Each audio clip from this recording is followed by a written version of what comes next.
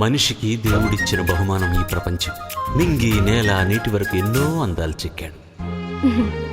ఈ అందాలన్నీ చూడలేని నా కళ్ళు కూడా ఆయనే చెక్కాడుగా. నేస్తమా ఇద్దరి లోకం ఒకటే లేవమ్మా, అందుకే నా కన్నులతో లోకం చూడమ్మా.